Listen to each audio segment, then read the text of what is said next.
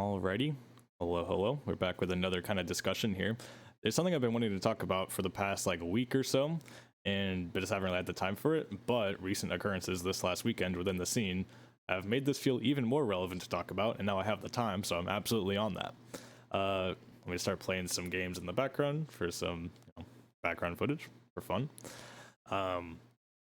But for context, what has recently happened in the community, for those who have missed it, or maybe have missed the discussion about it, is there was a community event, a tournament, ran that was basically all about seeing the top level of the West, so North America and Europe, fight against the top level of Japan. And long story short, the West got destroyed. There was one total game won, not even set game. So as you can imagine, there was a lot of comments, discussion, etc. that came out after that about, holy, there's a gap here. Where did this come from? Why is this here? How do we fix it? Etc. etc. And all sorts of various discussions going on that. I'm not really going to comment on that in particular. First of all, I'm not really a top player. I'm not really within the space, the people who are competing. I want to be one day, but right now I'm not. So I'm not the most qualified to speak directly on each comment being made. Also, just know that there is a general sense right now of people looking to improve and looking to find out how we can grow the scene, grow our players and our skill especially, and try to compete more competitively in the future with Japan.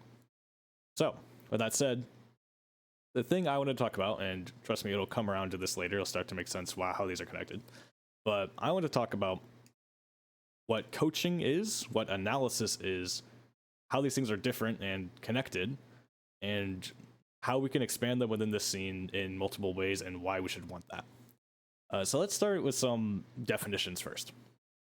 When you think analysis, what do you think of? At least for me, when it comes to my mind, I think analysis, especially when it comes to video games, like Splatoon, obviously in this instance, you're looking at the game, like you're watching the game and you're trying to pick apart what's on your screen, like what is actually happening, why is it happening, how is it working? And what are the players doing? Why are they doing these things? And what's effective and what's not effective? You're looking for these trends. You're analyzing the stats, and you're just watching what's in front of you, observing it, and drawing conclusions from it. And maybe, again, theorizing along the way. All sorts of these things. And it's the ability to look at the game and explain it and just think more broadly about it and more in depth about it. It's very much a what and why. Like, that's the kind of questions that are in your mind when you're analyzing. And what is going on? Why is it happening? What do I think of it? All sorts of things like that. By comparison, when I think when a lot of people think of coaching and the experiences people have coaching or receiving coaching in Splatoon, you get a lot of analysis. You get a lot of that stuff. It's people watch your games and they say, what's actually happening here? And what parts are good and what parts are bad? And that's helpful. That's definitely part of coaching. But what I think coaching more specifically should be, like coaching specifically, is the how. If analysis is the what and the why, coaching is the how. If you have identified certain things through analysis, either the player themselves or the coach themselves or some other source of analysis has made something has come to the player's mind who's receiving coaching, something they want to work on, or something has been identified actively that will then be worked on. But then the coach is should actually be there to help with the process of implementing whatever that change is. There's some skill you want to improve on, some bad habit you want to break, some mentality you want to grow to help you engage with the game and your grind and the community and all that in a more productive and enjoyable way, whatever it might be. That's what the coach, in my opinion, should actually be about. That's the difference between coaching and analysis. Is the actual diving into the process of implementing and growing and improving and what that actually means. It's not just pinpointing what does need to change. Analysis is obviously an important part of coaching. Again, if you don't have these things in mind, if you can't point out or identify what needs to happen in the first place, you can't really work on it. So it's definitely an important part of the process. But I think people, again, group these up one and the same, when at least to me, they are different processes, different skills. They're intertwined, they're interconnected, they relate to each other, but ultimately they are separate. They are different in some ways. The reason that I bring this up, again, is for several reasons. But first, to kind of tie it into the more relevant thing recently, hey, we're talking about how do we get our players to be better? How do we improve the skill? Having better analysis and better coaching, both of these would help a lot. Help players who are already competing have an even better understanding through either learning how to do analysis themselves or watching other people do great analysis to learn the ways that they're missing something that can improve their play and find out or try to pursue changing that themselves. It also helps. Actually, no, we'll come back to the second part later. In terms of coaching, as well, once analysis shows people what they want to change, again, their own analysis or someone else's, then having coaching skills and coaches themselves who are good at helping with the actual practice, the process of practice and implementation, can help these people actually become the better players that they seek to and actually achieve the changes that they want. Hold on, let me find another match real quick. Just random win. I'm just going through wins, feed the ego. Don't mind the string of losses. My day 2 dually goes crazy. Anyway, what's I saying? Yeah, so that's how like coaching and analysis here could play into the process of just getting players generally better. To give a bit more of an example of what I mean, let's actually let's shout out some people, because we do have, well, we have some of these things in the scene already. We have some analysis, we have some good coaching. I think a lot of it is, first of all, like limited, and it's also a little lacking or a little misled. Basically, our pool of things that are people and things that are very good at this are quite limited. Start with analysis though. I say like analysis, especially where I think we're lacking specific people that identify with the trait of analysis. Like I'd say probably the few people that come to mind, you have like Reborn. Reborn is quite active, who does a good job with analysis. And I will say, it's already been pointed out on Blue Sky as of late at least, but Reborn, if you're watching this, I agree with the others. Please upload more to YouTube, because you do a great job, but you don't have much out there that's actually discoverable. And that goes for other people too, which again, we'll get into later. But Reborn, that said, Reborn does a good job on his streams. Someone else as well, with a bit of like lower level coaching stuff, but he does it in an analysis way. Fisk, Zap Fisk, shout outs to you. You do a good job.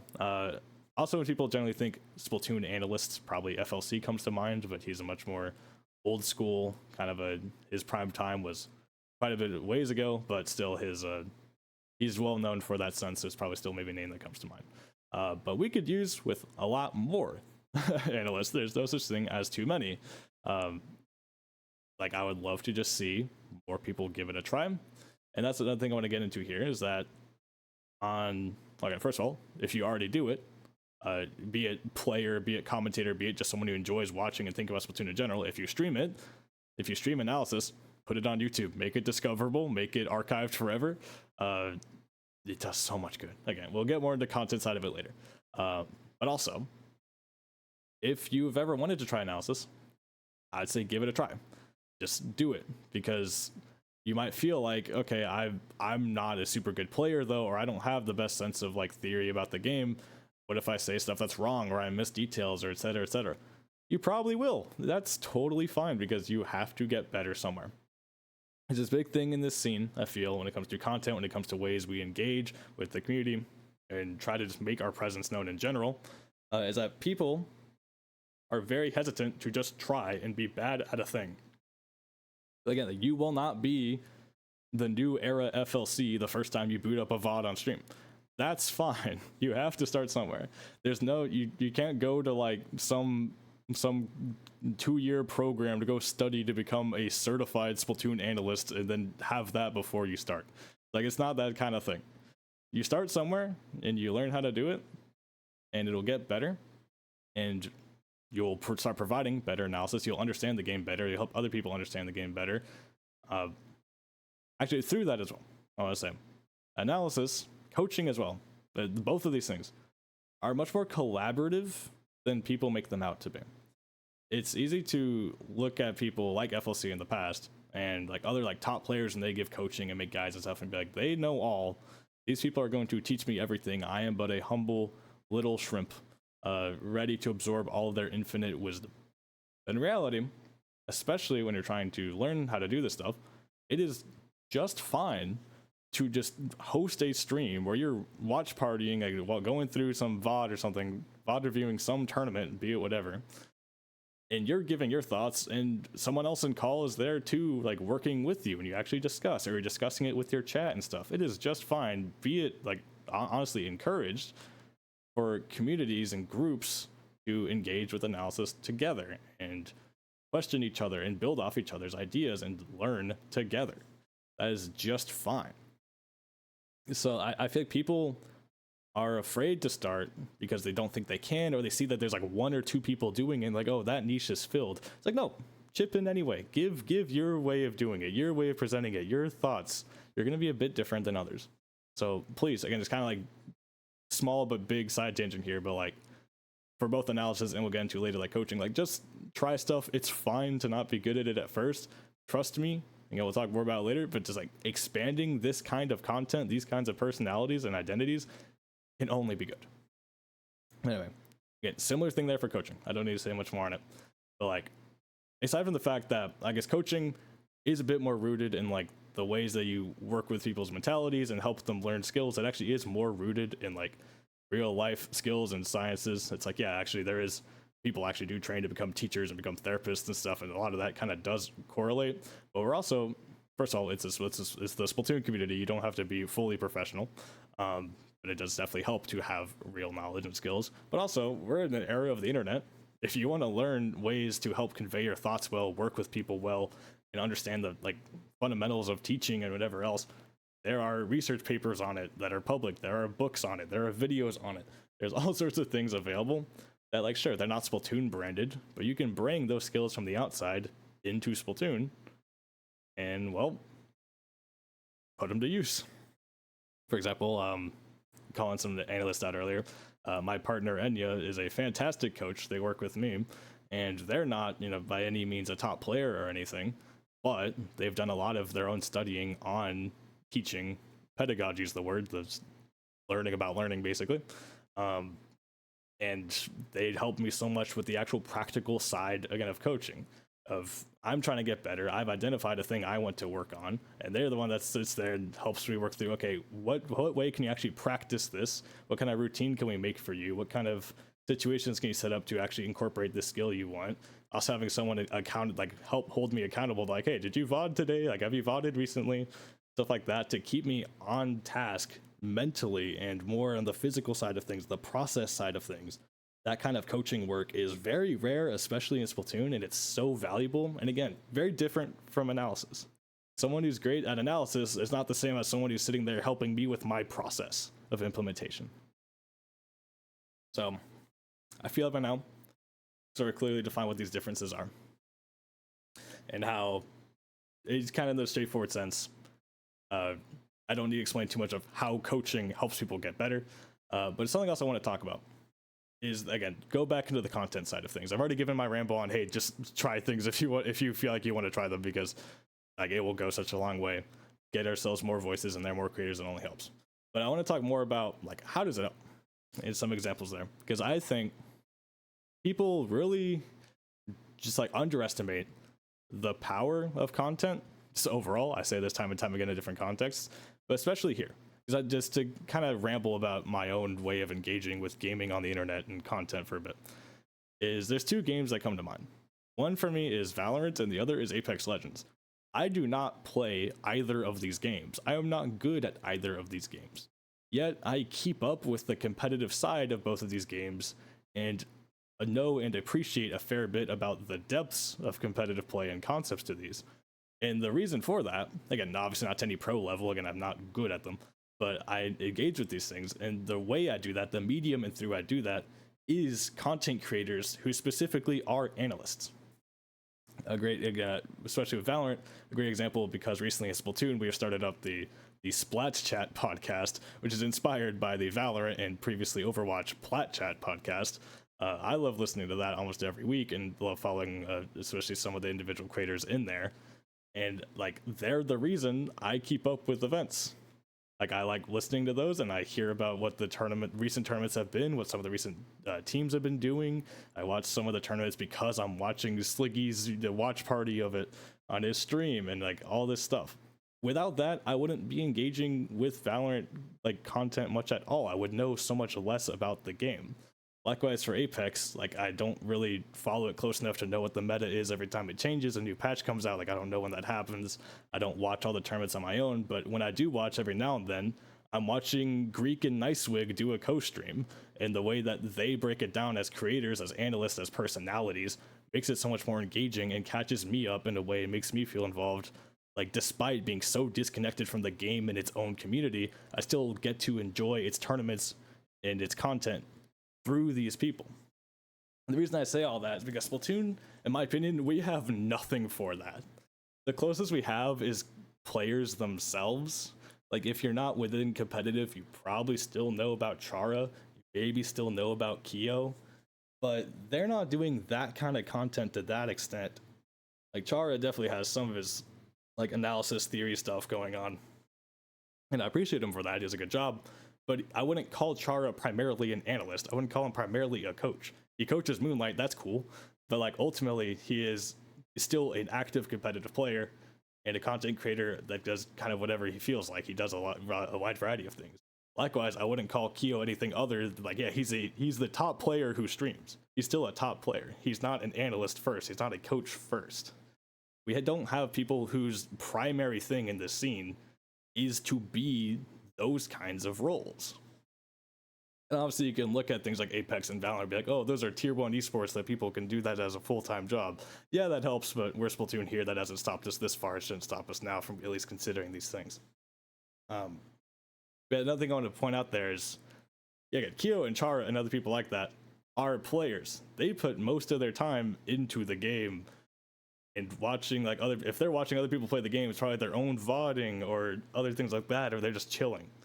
It makes it to where to ask people like that to just start carrying this side even more, say, oh, Chara, go do even more analysis work. It's like that. He's got his stuff covered. He can do what he wants. These are roles that are honestly well filled by people who are spectators and commentators and who lean towards just enjoying the game passionately. And as I said, like, if people do start to step up and fill these roles, like, if someone like me, and I know I'm not the only one, finds enjoyment in games I don't even physically touch, and engagement through games I don't even physically touch, like, through these kind of creators, why wouldn't the same be true for Splatoon? Just kind of put it in context here. If we start to, like, first of all, continue to support the few analysts and stuff we do have, but also get even more on board, help them grow, etc., we could, like, imagine the kind of people we could start pulling in. Because one big issue we have in the West is the scene size. It's kind of hard to find practice at any level where there's just not that big of a pool of people to choose from. That was one big thing that's getting pinned by top Western players as an issue going into this recent event, is that they saw so much stuff they've never seen before. Different weapons, different playstyles that they just don't get exposure to because a much more limited pool of good players by their standards in the West just don't do these things. So I'm supposed to get practice against it. Obviously, it could help if they could practice against Japan itself, but there's a lot of issues with that. So what if the West could grow and just help that happen? Well, growing requires people who are interested and people who see the depths of competitive, like, that exist in this game and are enamored by it. With analysis, content, and also some better coaching content, you could get more people to understand that, hey, Splatoon exists, and Splatoon actually has a competitive scene, and it actually has cool depth. It's not just this turf war game where you're a kid, you're a squid.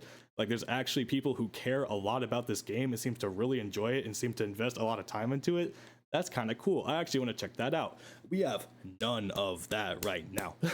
We have so little ways to show off the game like that and hook people into it in that way. If anything, most people, again, don't even really know about Splatoon, and people who do know about Splatoon just casually are watching very different kinds of content, and they probably think, when they think about competitive play, they think about, like, some of the more unfortunately well-known things about the competitive scene, about, you know, a certain instance, that makes the competitive scene seem quite toxic, if anything. So there's also this idea of, like, to care about the depths of the game and, like, really just love how sick Splatoon can be, you kind of have to embrace the competitive bubble, and that turns a lot of people away. But if there's analysis content that's just its own thing, that's looking at competitive stuff, then either they can see the competitive community and see like, oh wait, there actually is a lot of passion and cool things here, and help break that stigma around it, or you can indulge as someone else. You can indulge in this part of the scene, in this way of like this part of the game again, without actually having to immerse yourself in the game itself, like the scene itself, if you don't want to be there. In that case, that part doesn't help us quite as much because that's not pulling in a player in that instance, but it's still a viewer, it's still care for the game, it's still positivity about the game. All of that is also valuable. Like another example is Smash, because and I know a lot of others as well, because Nintendo know of Smash, played Smash, watched Smash something before coming to Splatoon. I personally, lovingly, am not the biggest fan of the culture of playing Smash and the way competitors like conduct themselves, but the overall vibe of Smash, the way the scene is known and the respect it has for being just so hype and so like just the amount of heart behind it, despite its size, despite obviously hardships with like getting the scene to even persist in general, is really sick. Like the spirit of Smash is well known and well respected. And again, Splatoon, we don't have that kind of notoriety either, as far as I'm aware.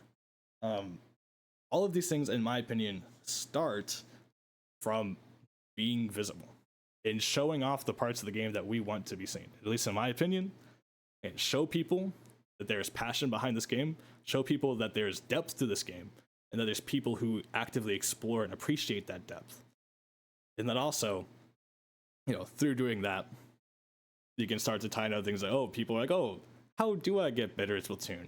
Oh, well, here's this, tournament you can go play. Here's the competitive scene. Here's resources about that. I start pulling people in. I start developing new waves of talent, and now that new talent has more ways to learn faster than the previous generation. Give it a year or two, and now maybe we have a fair pool of people to actually choose from to start practicing with each other more than we already have. Like, this is an investment. It's not a short-term, we'll be as good as Japan in a month with this. It's like, no, I don't think there's any way to do that. There's no miracle fix here.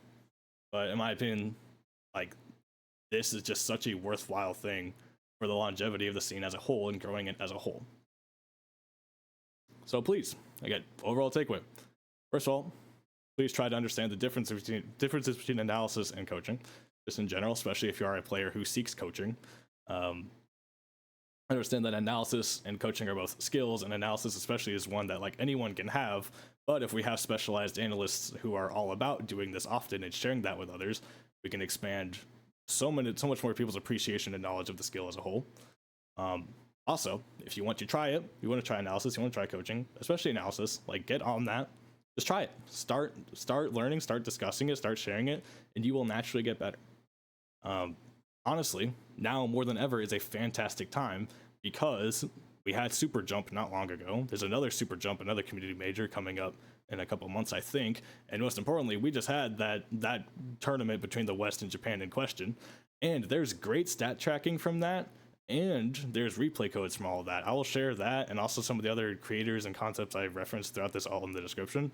But there are replay codes, not just stream VODs. There's also those, but there's also literal replay codes you can put in on your Switch and watch anyone's perspective that you want from these top level tournaments, like this top level tournament, every single match. Those are all public. So if you want to go analyze this player, this team, this set, the way this map was played, whatever you want, you can get that on your Switch right now with these replay codes. Go fire up a recording, go fire up a stream, talk about it. Start your analysis that way. There is so much that can be done. And again, you don't need to be a god player. You really don't. If anything, it helps that you're not. It's very different perspectives, and it gives you that space to develop yourself, not as a player who sometimes coaches or sometimes does analysis. You can become an actual analyst, someone who is known for that. That'd be so much value in that round. Anyway, I'm sort of rambling. I'm gonna keep this one under 30 minutes this time. Big progress. It's always a little disorganized, but I hope this made sense. And it's just, I'm thinking investments here, okay? Because we always have these discussions as a scene, some big thing happens. We're like, oh, we need to change some mentality. We need to change some behavior. And everyone's like, yeah, our current way of doing it is bad. Let's change. And then nothing happens. I'm a bit jaded about this. I've been around here for long enough to have seen that dozens of times. And I know I'm not the only one. So this is my way of saying, hey, here's an actual way we can try to get some kind of thing to start happening and hopefully see it keep happening, see it as some kind of investment that can start to actually change the culture of the scene going forward. Yes, I would absolutely love that. There's all sorts of other things going on with this discussion as well. A lot of stuff on like mentalities of players having and result culture and stuff. That was one of my last rambles on this, so I don't really need to say it all again. But if you want to hear my thoughts on that stuff, one of my most recent discussion videos was on that subject. So there's a place to hear that already. But yeah, Splatoon is cool. Let's share the fact that we think Splatoon is cool. Let's uplift each other in that process. Let's help each other get better. And again, most importantly, let's not only let's share our passion, share our knowledge, share our passion. Don't be afraid to do it wrong. There's no wrong way to share your passion. Don't worry about it being right. Like, from all of that, we can worry about it being right later. Like, first, we change the culture, we expand our options, we expand the people that we have, and then we hone our players from that. We hone our coaching skills and our analysis skills as a collective, and we get more resources, more people that can help, and then give it time. I believe if this were actually happen, stuff will start to fall into place. Again, things I've talked about, like reference creators and like in Splatoon and in other esports, and also all the VOD, like the VODs I'm mentioning, all that will be down below. So give that all a check out if you want to know more about what I'm talking about here. Anyway, let me know if you have any questions, any thoughts, anything like that in the comments, because I've been quite rambly and a bit impassioned by this. So I'm sure some things were a little bit scuffed, or I missed a couple details that I meant to originally talk about. Anyway, thank you all for listening, and see you all next time.